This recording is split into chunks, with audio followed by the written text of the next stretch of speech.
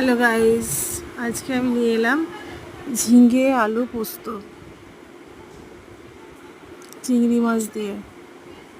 প্রথমে কড়াই সরষের তেল দিলাম, তারপরে কালো জিরা দিলাম 1 চামচ, তারপরে একটা শুকনো লঙ্কা ভেঙে দিলাম আর একটা বড় কুচি পেঁয়াজ আমি দিলাম। এবার এটাকে ভালো করে ভাজবো, একটু হালকা লাল লাল হওয়া পর্যন্ত ভেজে যাব। ভাজা হয়ে গেছে, এরপর আমি নুন দেবো, ওই 1/2 চামচের মতো নুন দিলাম। এবারে আর একটু ভাজবো। এরপর আমি চিংড়ি মাছটা না ভাজি না আলাদা করে, ওটার সঙ্গে দিলে কি হয় একটু জুসি জুসি ভাব হয়, নাহলে ভাজলে একদম পুরো রাবারের মতন হয়ে যাবে। তো সেই কারণে আমি এটা ভাজিনি, আমি একবারে ওটার সাথে কষে নিলাম। এরপর একটু ডুমো ডুমো করে আলু আর ডুমো ডুমো করে ঝিঙেটা কেটে নিয়েছিলাম, তো সেটা আমি দিয়ে দিলাম। এবার এটা একটু ভালো করে নাড়বো।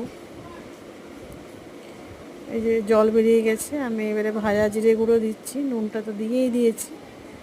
তো এরপর আর একটু আমি এতে কোনো জল দিইনি, ওই ঝিঙের জলেই সিদ্ধ হয়ে গেছে আর কি। খুব ভালো টেস্ট হয়। এবারে পোস্তটা আমি দিয়ে দিচ্ছি। পোস্ত দিয়ে আমি